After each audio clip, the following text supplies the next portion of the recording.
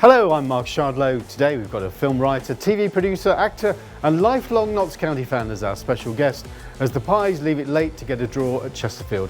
We'll ask, can Forest crack their home form? Will Mansfield extend their unbeaten run? And with news of the Reds players stranded at an African airport who are amongst those playing all over the world during the international break. Welcome along to Team Talk.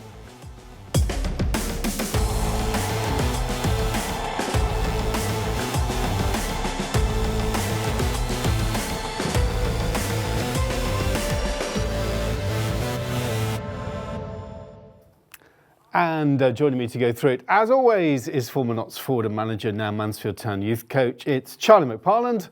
Plus, we've got TV and film writer and actor, Notts County fan Billy Ivory, making your debut on Team Talk. Great to see you, Billy.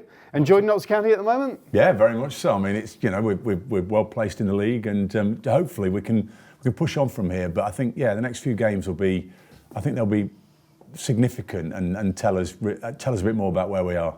Brilliant. We're going to push on with that in part 2 and part 3. We're going to start off with Forest. There was no game for Forest this week because of the international break.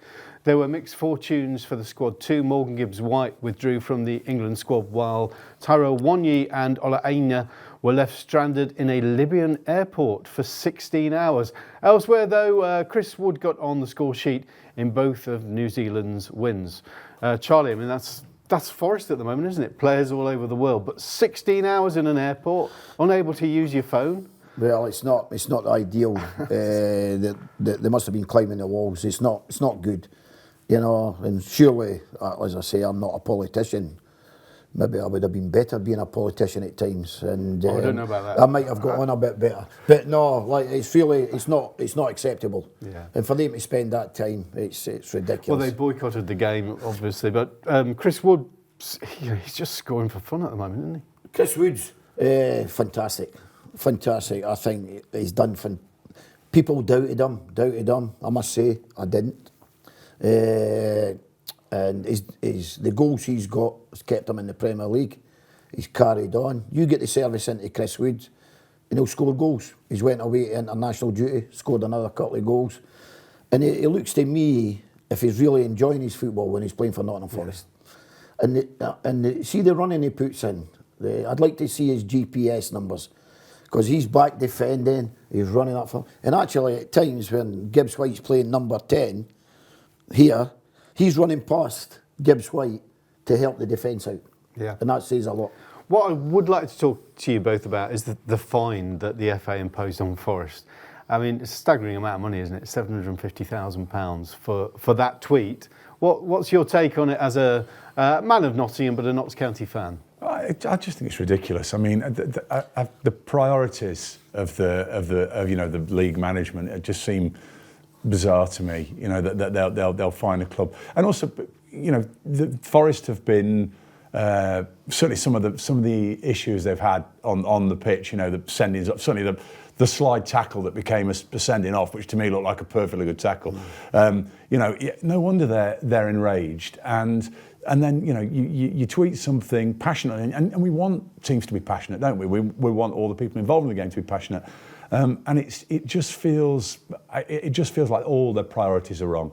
Yeah, it's a crazy amount of money, Charlie. But it was, you know, the hint wasn't it, that the referee was corrupt? Seemed to be the tone of the tweet. They didn't apologise. They didn't take it down. What's your view? I think you have to be very careful in this day and age. You know, this world we live in, the woke world we live in, and you shouldn't be tweeting things like that. I think the fine is harsh. Yeah. Very, very harsh. But you cannot do that now. I think there's other ways you can channel it to try and sort this out. Yeah. And it's all about wording. Yeah. You know, and if you come out just bang like that, and obviously you've just stated there, it's as if the ref was a bit naughty. Yeah. Right? Yeah. So, and you can't accuse referees or anybody of being that, and that, you know, even if it's true. But I don't think it's true for one moment. No. I don't think it's true for one moment at all. The referees seem to get a lot of things wrong at the moment. It's a big issue, isn't it? I mean, at all levels, because you can imagine Chesterfield fans at the weekend would be like up in arms, and it's the same referee that was at the playoff final, and it's a similar sort of finish. But you know, Charlie, that my daughter refereed from the age of 14, and these things trickle down. And at the age of 14, she's got parents and coaches shouting at her that she shouldn't be refereeing football matches and stuff like that. So it's something. There's got to be a line somewhere, but also the referee and officiating needs to be improved. But these young officials who are learning the trade, these parents, and I'm sort of involved in youth football at the minute, and the young players are not the problem. The parents are the problem. But right, the young referees are learning their trade.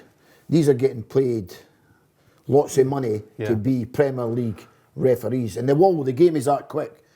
There will be mistakes, but you've got VAR, you've got everything. So all of a sudden you've got 4 people to try and suss out the mistake, or if it's a free kick or a penalty. And you've got 30,000 people in the stadium, or 50, knowing that is a penalty. Yeah.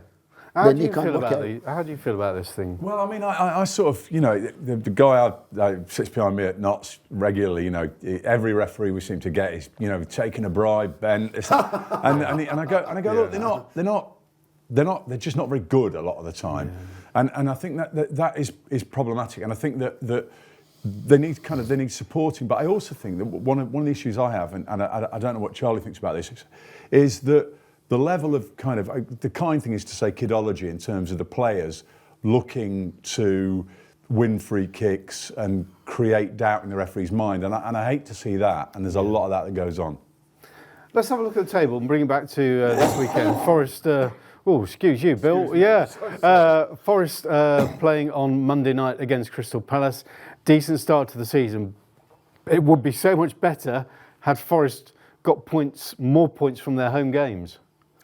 Yes, if there's always an if in everything, Mark. Yeah. The early games in the season at home, the Bournemouth ones and stuff like that, where they should have really seen out the game. Yeah. But again, we keep saying, if Nottingham Forest, at the start of the season, you'll say at this stage you're sitting with 10 points, right? Whatever, in 10th position, you'd be quite happy. Yeah. You'd be really happy. You take that. Yes, it's just when you've played the games and you think you're winning a game, then all of a sudden it's a draw, and you walk in the dressing room and it feels like a defeat because it's been grasped, it's been taken from you last minute, equalisers, and you've not seen the game out. Where if you weren't in control of the game, then you nicked a draw, you go in the dressing room and it's like a win. It's all these psychological stuff. But regarding what Billy just says about players, players are the problem as well. Because over the referees, when and in my day, which is a long, long time ago, right, if you were diving about, your own teammate says, get up. Because it was seen as an embarrassment, trying to buy fouls and going down and holding your head. You see it all the time, every week. Players go down holding their face. Then when they do the replay, it's not even touched their face. It's really embarrassing. It embarrasses, for me, they're conning each other, the players. The fellow professionals are conning each other. I watch a rugby game. I love watching a rugby game. These lads, they are hammering into each other and they're down and they're back up. There's no... If you're injured, you stay down in it. Like, if you're not, get up. Get up. I agree with that, And it's funny because I think one of the things that it just creates a febrile atmosphere then in the stadium as well. And it's kind of like in my game, luckily enough, when you're performing, the audience at a theatre, say, they tend to keep quiet unless it's really bad. But you're getting bad ones, Billy. Yeah, well, exactly. but you imagine a situation like at the Scala, Milan and that, where they pelt the audience they'll pelt the stage, the audience will. But if you imagine trying to then carry on with your job while there's that sort of an atmosphere, and that's what happens in a stadium where you see somebody, as you say, Charlie, where they've gone down clutching their face, nothing's happened. the crowd get incensed, the atmosphere, the other players then get cross, the atmosphere on the pitch changes, and then you have a contentious decision, and the pressure on the referee has increased tenfold then, because everything in the stadium is supercharged.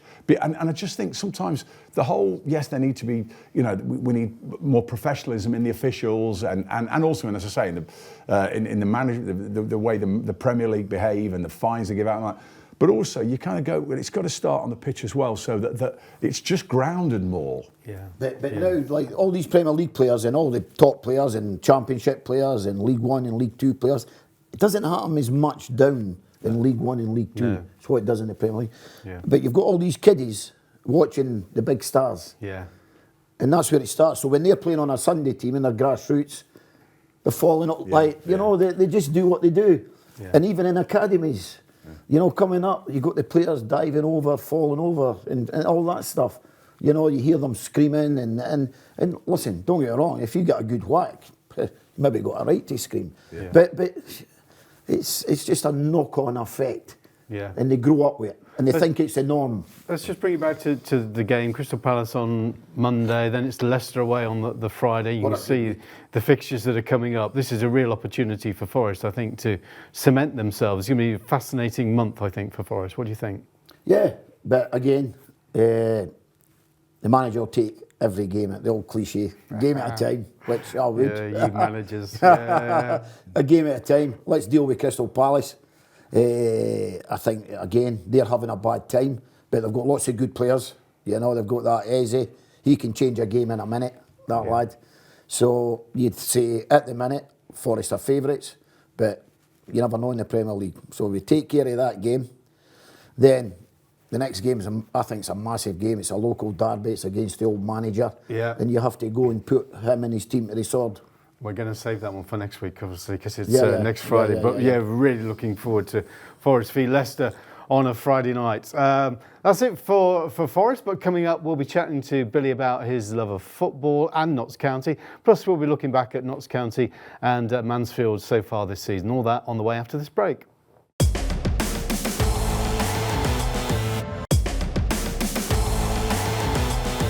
Welcome back to Team Talk with me, Mark Shardlow, joined as always by former Notts County forward and manager, now Mansfield youth coach Charlie McParland, and we've got screen and stage writer and Notts County fan Billy Ivory. We'll come to Notts in a moment, but just wrapping things up at Forest, the women remain top of the table after a comeback at rivals Derby County. A penalty gave Derby the lead, and the Reds remained behind for most of the remainder of the game before Charlie Wellings scored in the 81st minute. Then, in dramatic fashion, Forest rewarded this penalty in the first minute injury time for handball. Wellings again stepping up to take it and slotting it away from the spot. Head coach Carly Davis praised the forwards' confidence after the game.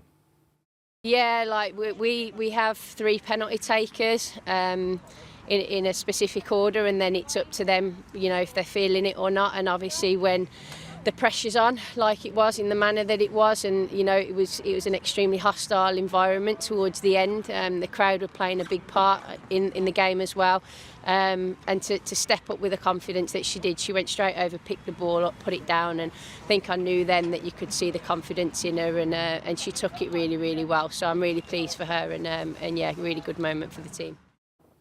That's what we love about football, isn't it? 81 minutes and the game's a disaster, and then Forest come away with the point. Nice time to score. I'd just like to ask a question. What if the 3 penalty takers, they're all feeling it? Yeah. And they all want to take it? Yeah. Right, all of a sudden, I'm not sure if Carly says... Were you a penalty taker? Yes. And did you feel it? Or were you just... I feel it. Listen, I want another goal on my tally. Right. Like, I'm saying, give me that ball. Like, I'm well, I hear slotting this from a lot of managers. It's up to the players to decide who takes the penalties. No, not for me at all. No. You make a decision.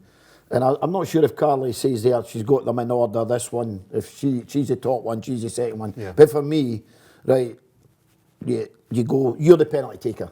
Yeah. If you come off the pitch, you're the penalty taker. Yeah. You have number 1, so you don't get any incidents like the one at Chelsea. They're all fighting, grabbing the ball each other. It's like under 12s. Yeah. It's like the kids at the school, and it's not people watching that, fans, and they're going, what's going on here? Mr. Manager, get it sorted out. Well, it was a penalty at Notts County at the weekend, wasn't it? The substitute, David McGoldrick, took it. Who decides that David's going to take it? Who would have taken it if he wasn't on the pitch? I mean, I'm assuming what Charlie says. That they've got their main penalty takers, and if I imagine with Didsey, if he's on the pitch, he takes it. But it's funny, because again, when Ruben used to take them for us when he was at the club. And I was re-watching, as I often do, the semi-final before the playoffs. Where it was such a sort of traumatic game in many ways, even though we came through, and we had a penalty then, and Ruben stepped up, and I don't think I'd seen him miss one at that stage. We'd been 2-0 down, and this was it. He was going to score the goal, and we were going to go on and win. We were going to win 6-2 was the plan. Yeah. And then he had it saved, and it was. But he never looked like he was going to miss. And you want that from your penalty taker, don't you, Charlie? You want that confidence. And he wanted the ball, he wanted to take it. And the worst thing you can do when you're taking a penalty, if you're walking up and all weeks you've been practicing your penalties and you've been watching, the goalie and stuff like that, because there'll be what. And if all week you've been practicing and putting it to the goalie's left, put it to the goalie's left. Yeah. Don't change. Don't change. Yeah. That is a sure way of missing. Well, I was saying it before. I used to play for a terrible team known as Real Madrid. In a league, we had another team was known as Borussia Mönchengladbach. Yeah. But I was in goal, and I used to take the penalties for our side. Oh, really? Yeah. But which was always terrifying. Yeah. Because I did miss a few times, and then it was just a sprint to get back to the other end. Yeah. Well, let's hear from Stuart Maynard about Notts County. They head to 3 games in a week, well placed in League Two after their late comeback at Chesterfield. An early goal by the home side was quickly levelled by Alessandro Jatta. Then the former Wigan striker Will Grigg put the Spyrites in again before, the late penalty was missed by David McGoldrick, but he put it in on the rebound to earn the point. And here's what head coach Stuart Maynard had to say after the game. I think we've got that in us now. I think the mentality and the character that we've shown again to keep going all the way to the end. I think we have that in this group, and it's something that we're going to need all season. We've shown it many times this year already, and we keep showing it that we keep going to the end. But I thought we probably slightly edged the game. When you look at the whole game in different batches, I thought they were dangerous at times, but I thought we slightly edged it. If you look at their first goal, it comes out of nothing. The first 10 minutes of the game, I thought we showed real control and measure and silence the crowd, which was the game plan. We're coming away from home, teams come out the traps and come out very fast, but that's the frustrating thing, and you can overanalyse it at times, because if you look at the goal today, I don't think there's anything we can do. There's always something you can do. You're going to say that, aren't you? But first of all, I thought it was a cracking game. Yeah. I loved watching it. Yeah, I did as well. Both sides as well, really trying to play football. And I also thought, I don't know whether, again, to go back to the history of the when we were both in the National League and coming out, and obviously the playoff final against Chesterfield. I actually think now that there's a sort of, it's like survivors who've met after the First World War in the trenches. It's kind of like they just get on with it now, and there's this shared experience. And I just thought it was a great game of football. And I think on balance, I felt on balance that a draw was a good result for Notts. Yeah. I'm not sure I quite agree with the manager there in terms of, I thought it was a period in the first half where Notts looked superb, but I think Chesterfield, start of the first half and end of the second half looked the stronger team, to be honest. Yeah, I thought it was a curious game because Chesterfield dominated, then Notts dominated, then Chesterfield had a spell, then Notts had a spell. Well, you've got two teams who put the ball at risk, and what I mean by that is they play football, they play passing football, and they pass it about, and you're always putting the ball at risk. Then when you lose it, the other team gets a hold of it, they're passing, you have to go and win it back. And so it makes it a good game. Regarding the interview with Stuart Maynard, even when they were losing games last year for fun, Notts were always the best team in his interview. Yeah. And I couldn't really see that. And you have to be positive. But again, you probably say Saturday was a fair result. Yeah. Notts County were very fortunate because the Chesterfield players at that stage of the game, who the game's really done, and the way it came about. I know if somebody had drove into the box and they've smashed them and took them down, but the lads slid in, and it wasn't bad. And the way the ball just bounced up, and the Chesterfield lads' arm was out. Yeah. And unfortunately, that's the rules. They couldn't do nothing about it. Yeah. So, and I think that is an accident, and I would change the rule to say that is an accident. He didn't go like that to do it. But that's the rules of, the refs call it laws of the game. Yeah, get it laws right, of, get Charlie. it right, Charlie. Yeah, they'll be finding you. So yes, laws of the game, it was a penalty. Yeah. Paul Cook in that dressing room would have been absolutely gutted. Yeah. Because Yeah. they would have went in that dressing room and it'd be like losing the game. Yeah. They were so near, yet so far. But if we look at the table, Billy, Notts County third. How do you view the position and the season so far, and maybe even the year? Because a year ago, Notts were top of the table, and we know what happened. How are you feeling compared to last year? It's really, really peculiar at the moment because it's just been such a roller coaster. You know, as you say, that you know, they were up, then they were really down, and we were suddenly, you know, we were going every week going, we have got enough points to avoid relegation, haven't we? Once we were in free fall, you know, and we go, no, that's going to be fine, and I think that, you know, from the manager's point of view, the fans know that he's rebuilding the team. He's done that, but I think now it's his team. It undoubtedly is his team now, and they've got to deliver. And I think, you know, they're a much harder side to beat. That's the most noticeable thing now. You know, as Charlie was saying before, and you know, the goal they conceded, one of the Chesterfield goals from the corner, was very disappointing. You know, player just not picked up. But generally, they look better disciplined, better drilled as a defensive unit. It's going forward that I sort of still have questions about them, and particularly that transition from sort of having the ball in midfield and rolling it round the back and keeping the ball. And like Charlie says, and I love that, you know, I'm not one of those who wants to see him just put snow on it and get the foot through it. And it's great to see him keep the ball. But then you sometimes want to just feel that a player's going to take a man on, you know, 1 against 1, or slot a ball through the middle for a second, rather than it going down the wings. You know, Kellen Gordon had a fantastic game, and you know, but then so often the ball was going down the wings, and then it was just floated into the middle. You know, and it was just hung up for Jatta to do what he could, and I kind of, so we'll see. But you know, typical. You know, I shouldn't be moaning, should I? I'm a typical fan. We're lying very, very well in the table, and hopefully we'll go on from it. I think it doesn't help, does it, when you lose home games as a fan? Because if you lose successive home games, it sort of slants your view. And Forest and Notts are very similar, aren't they? They're unbeaten away from home. Just losing points at home that has made a difference to fan confidence and I think that's position right. I mean, at the table. that's Charlie, you know. I mean, again, Stuart Maynard talks a lot about teams coming to Notts, sitting in a very low block and making it hard for them. But I'm always thinking to myself, well, yeah, but no teams, any away team, they shouldn't be coming to Notts with a view to make it entertaining and easy for Notts. So as a manager, you've got to get round that, haven't you? You have to get round it, and by getting round that, like when they do those, like. You have to move that ball quick. Yeah. You can't be methodical and it's slow passing. You have to gamble and you have to take chances.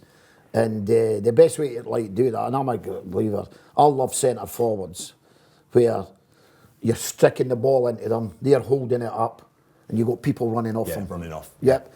And and I love, be it a wide player or a wing back, and I've did that, is getting to the byline. You know, they play that quick football.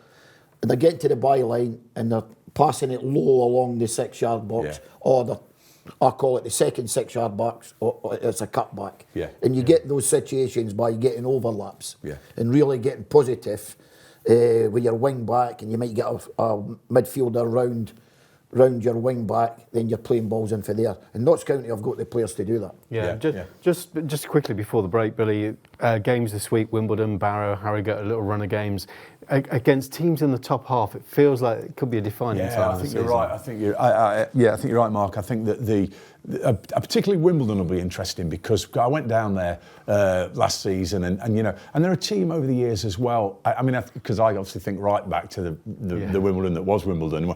You know, hated but rated, and they were sort of and. I think that they did a job on us. Like, you know, they've just been big and strong and physical, and so it'll be really interesting to see how we front up against them. Just on that, one of your ex-players. Sorry. Yep. We've got to go. We've got to go to a break, Charlie. We're going to miss another one of Charlie's pearls. After the break, we'll be chatting to Billy all about his love of the beautiful game. See you then.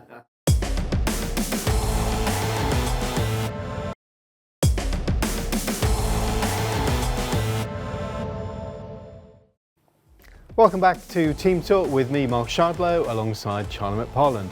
Our special guest today is Billy Ivory, TV writer and producer of programmes like Common as Muck, actor in lots of famous programmes including Coronation Street, film writer including Made in Dagenham and this time last year The Great Escaper, which had Michael Caine and the late Glenda Jackson as the stars, and lifelong Notts County fan too, Billy. You're from Nottinghamshire, so how did you become a Notts fan and not a Forest fan, or even a Liverpool or Manchester United fan? Well, it was my cousin Tony Hayward took me to my first game. It was a weird thing because I was in Southwold, north of the county, and there was a right mixture there. And within our extended family, there was a mixture between Notts and Forest. And my dad was from South Wales, wasn't a football fan at all. He'd grown up playing rugby, and he'd moved across in the war. He was flying in Lincolnshire, met my mum. And so he wasn't really interested in football. But then Tony said, I'm going to take your lad to see Notts before anyone else gets him. Yeah. So he took, and that was it. And then I remember going really early. And he was a plumber, and he used to use a merchant on Meadow Lane. Yeah. And there was a little cafe on the corner, which I think a lot of the players used to use back. I mean, talking in really early 70s. This was, And I just, I went with him. And I found it terrifying at first. I remember going and just standing on the county roadside, and the toilets there was something unbelievable. I mean, sandpit virtually. And kind of going in there as a little kid and all that. And, everyone was smoking, but it was just the atmosphere was incredible. But very early on, I saw Ian Scanlon score his fastest hat-trick. Oh, and, 165 seconds. There you go. Yeah. And I remember watching that, and he said to me, my cousin, he said, it's like this every week. Wow, yeah. Wow. Do you remember your first game? My first game at Notts County was when Tony Haitley came back, and I remember, like you, feeling as a little lad, feeling pretty scared, but also thrilled on the excitement of it all. I think there was 20,000 there that day when this Messiah returned. And then the first game I can properly remember is probably Carlisle over Christmas and a 3-0 defeat. And when you're a kid and your team loses, it's not great. Horrible, yeah. But the first one actually, the game I most remember was we went off to Mansfield Town for a Boxing Day away game, and it was the first time I'd encountered a particular love between the Mansfield fan and the Notts fan.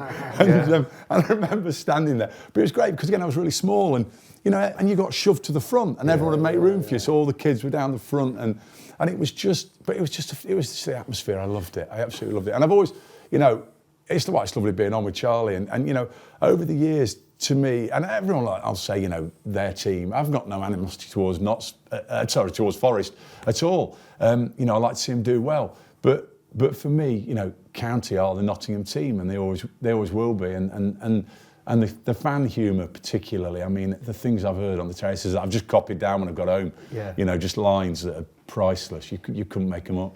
Lots of characters around that area, and you did a great job with Dave McVeigh, who obviously I knew from the press box, who was a Notts County player and then turned journalist for the Post and the Times. He wrote his book, Steak Diner Ross, which you turned into the play Diary of a Football Nobody. Yeah. And just the stories that Dave told me that you captured in that about going to a game on the blue South Notts bus. Oh, yeah. You cannot believe these stories. Yeah, and stop it. I remember the other one I used to love was stopping training. On the way to training, Bill Brindley had an egg round. Oh. So he was delivering eggs. So they do an egg round on the way to training. What a legend, Bill Brindley. Yeah. He's a top man, Billy.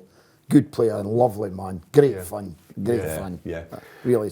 I used to love it when we had the young lad. He's gone now, hasn't he? Was another Brindley a couple of seasons ago. And I used to say to me, mate, I said, it just feels reassuring hearing that surname again. Yeah. You've seen many eras at Notts County, and I know you made a TV programme over the Munto era, which Charlie was sort of caught up in as well. What do you make now when you look back? That's a long time ago now. It feels like yesterday, but it's 15 years ago. I know. What do you make of that time? Yeah, it was just nuts. It was just nuts. And we were having a coffee beforehand, Charlie, and it was peculiar because I was excited, like anyone was. When suddenly you hear about there's all this money, but I remember when. And I can remember a couple of the players, I better not, for legal reasons, it's not naming names, but both sides of the kind of what was going on there were saying to me, you've got to write a play about this because it's such an extraordinary story. You won't believe this, and the other lot are all corrupt, but we're not. And it was just this mad time. But my moment of epiphany was when I'd heard that Roberto Mancini was in Nottingham, was at Hearts, being entertained, was going to come on board as well. And I'd gone down to the ground, and somebody was having a row with the Meadow Club about £200 that was owed on beer glasses that they couldn't. Yeah, go on, John. Can I tell you a story about Mancini? Yeah. The Sky reporter. Because let me just, for anyone who doesn't remember, you were actually the manager when these Munto Finance came in with Sven-Göran Eriksson with promises of millions and millions. Yes. I was the manager at that specific time. Yeah. Right. And I've not got enough time to go through it, but these people came in, and when it's too good to be true, it's not true. Okay, tell us the Mancini story. After a month, I knew this is not right. Right. And I suffered and lost my job because I'm straight down the middle.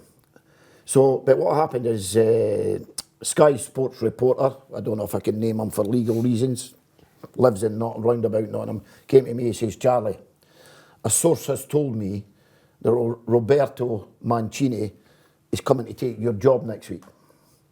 So I says, such and such, I'll give an alias, Joe, who was the source? He says, somebody at the club. I says, when I worked at Forest, I was always polite with you, spoke to you, gave you. Now I've always been told you the truth. Now you're saying a source has told me at the club and you're not going to tell me. He says, I can't divulge my source. Yeah. I goes, well, you can bugger off, son, right? And don't come and speak to me again, right? Yeah. I says, because I'm honest with people, you be honest with me, right? Yeah. And that's not a problem. I say, if you tell me who it is, that's fair enough. I have to deal with it. Yeah. But it was a weird time. I mean, no, Sven came to you with players, didn't he? Telling you players that were going to sign for Notts County. No.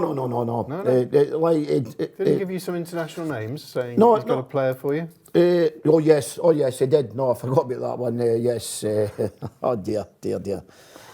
Roberto Carlos, Ronaldo, not the Ronaldo now, the other Ronaldo, the Brazilian. Came and says, we could take him. Unbelievable. The striker from Chelsea. Who was it? It was on £80,000 a week. Yeah. It was very bizarre. Yeah. And I says, look, Sven, if you leave it to me, I'll get players in it'll win this league. Then we go to the next league, I'll get players in it'll win that league. Yeah. Then the championship is a different proposition. Yeah. But it was lots of firefighting going on. Yeah. Every day something was happening. Yeah. But Billy, this is the building where the Miracles Forest film sort of was conceived. Do you not think there's something in Notts County that would make anything? Have you ever dabbled with that or thought about it? Yeah, I mean I have, but I mean in terms of that particular story, it just. I mean, I think actually I think that if it's anything, it might be a stage play that because there's so much going on that you need to be able to tell lots of narratives at once. But I mean, it's interesting because I'm been talking to a couple of producers at the moment about two separate football ideas, but they're so hard to get right because what everybody wants is to be able to recreate what happens on a Saturday at 3:00. And you can't, nothing will generate that sort. But especially if you try and do it naturalistically, which film and TV is. Yeah. On stage you can. I mean, I thought, I was really proud of Diary of a Football Nobody. And I thought, the way we did the football there was kind of in a really sort of heightened way. And that's the only way you can really do it. But I mean, I come back to, in all my work, I come back to sort of knots. I try and slide them in there somewhere, even just at a kind of subtextual level. But it's I think that particular period, I think I might steer clear of. But I've wanted for years to write about Tommy Lawton, and I've actually got loads of interviews with him. I interviewed him before he died, and that's the one. In fact, the late Bill Kenwright wanted me to write something for him because obviously he'd been through Everton, and that's the one that I think there's a good feature film about Tommy. Yeah, it's been sports films have been hard to crack, haven't they? Until recently, when sort of you said Netflix have sort of invested in a few, but they're still pretty hard. I've done a fair few of them. I've done a fair few of the ones that haven't cracked it. Yeah. But I did Torval and Dean about this. But again, Torval and Dean, when we did that about the ice skating, was interesting because they'd just done a film called I, Tonya with oh God, what's that? I can't remember. Tonya Harding. Yeah. And they had a 3-minute skating sequence in that of her. She was the first one to do a triple spin, and it had cost them $4.5 million to do this little 30-second whatever it was sequence, and our whole budget was $750,000 for a 90-minute film. So, that's a lot of the problem is that it's so difficult to recreate it. It costs so much. Just Shevchenko. Oh yeah, Shevchenko. Listen, he came in and sat in the office. Shevchenko. I says. Just another name. I says. Shevchenko on a Tuesday night at Accrington Stanley in that little dressing room when it's pouring down with rain. I'm thinking, just leave it alone. But again, we're talking about documentaries. I've been approached. There's somebody making a documentary for Sky, and he's approached me to come and give my side of the story. But I'd probably end up getting 30 seconds on it. I said, if I'm going to tell the story and the real truth... you, Charlie, you probably end up getting sued as well. Yeah, well, you do get sued for telling the truth now. Yeah. And I could blow it wide open with the stories and the true stories. Gosh. But I just let sleeping dogs... One day. And I look forward, hopefully, Tommy Lawton will come off, Billy. It's been fascinating to hear about that. Stay with us for the next part of the programme. We'll be discussing your rivals, Mansfield Town. Yeah, Mansfield still to come. And our weekend predictions on the way in just a moment after this break.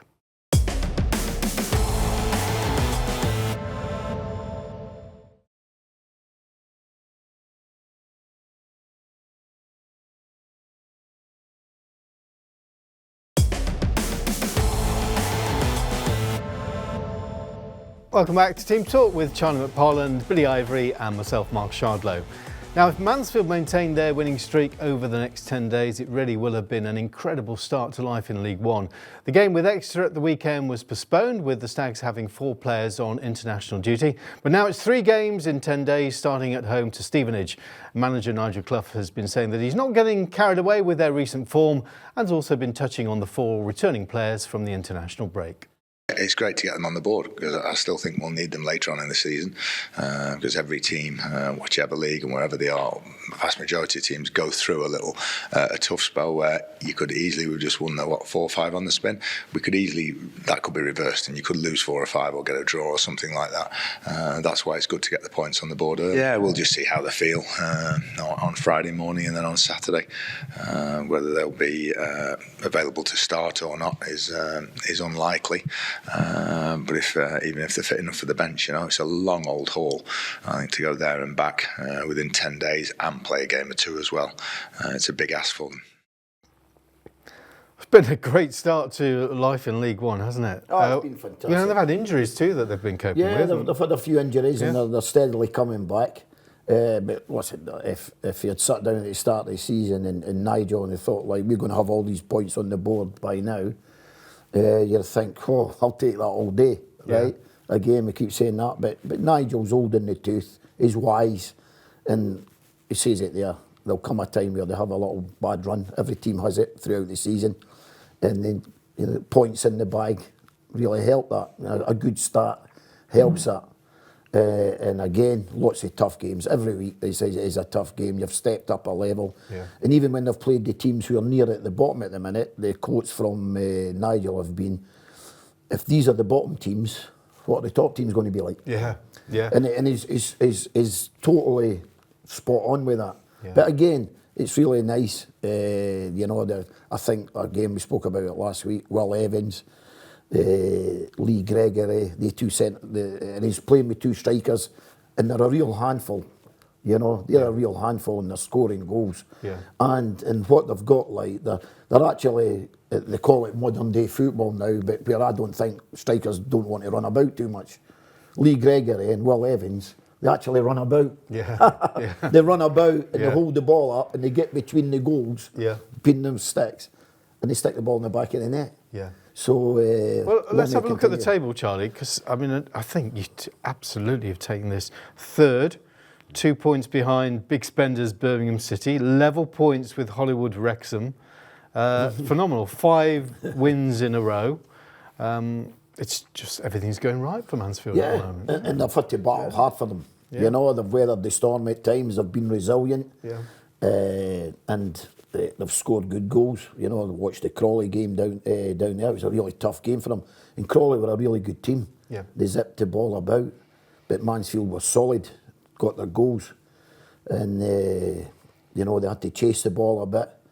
But even last year they were resilient. This year they're resilient. And they'll need that. And again, if you can keep all your players fit, it's massive. Yeah. It's when you start getting injuries to key players at certain times of the season.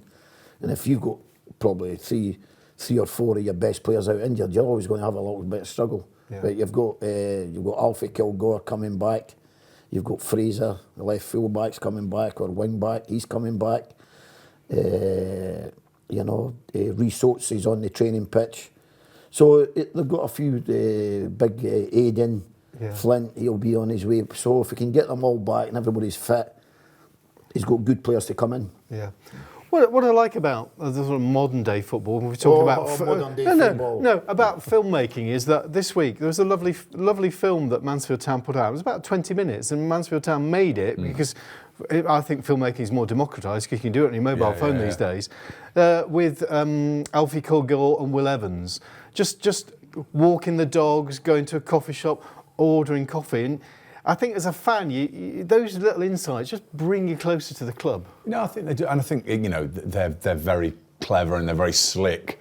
Those same thing. I always watch the Notts have a match day, a little montage of things of the the players getting to the ground and getting into the change room and all that kind of stuff.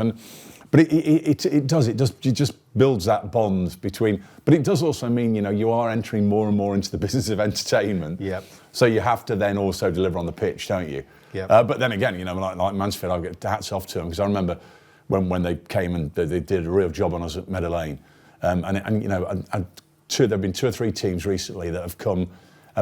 Stockport with the same, Wrexham, but where you actually go, they're just very, very well organised. They're not trying to reinvent the wheel. They've got all the right players, and they all know what they're doing. They know what their role is, and they're going to be hard to beat, and they're good in attack, and you're going to do well then, aren't you? So I think Cloughie's doing a great job. Yeah. Looking at the next few games, we've got the 3 games a week: Stevenage, Wigan, and then Birmingham, who are the big spenders at home on the 26th. But I want to creep into November because it's the FA Cup, and a different feel to the FA Cup this year. Great draw, I think, for Notts County, playing Alfreton at Meadow Lane. Mansfield are going to Curzon Ashton, which I thought was the northeast, happens to be the northwest near Manchester. But no replays this year. I wonder, how do you feel as a fan that there won't be any replays? Well, honestly, I've got to say, Mark, that the FA Cup's the thing I just feel so sad about in terms of its status, because as much as everyone talks to us about, they hammer it all the time, the romance of the FA Cup, nobody cares about the FA Cup anymore, I don't think. It's really sad. Yeah. It's really sad. And those replays, I remember, when the final itself would go to Chelsea and Leeds, and those sorts of things, and it was exciting that, and then if you couldn't work out in the replay, then penalties, but this idea that let's just get it done and dusted, get it out of the way, and get back to the important money spinning. The biggest thing for me is and don't get me wrong, if you're like a League One club or a League Two club or even some Championship clubs, you'll moan about the replay. But on the other hand, say Notts County drew a big Premier League club and they get them to Meadow Lane and they get a draw at Meadow Lane. Then they go and play in the replay and there's 50,000-60,000 at the game. So if they might go up to Newcastle, 52,000, or they might go to Old Trafford. All of a sudden, that is a game changer. Yeah.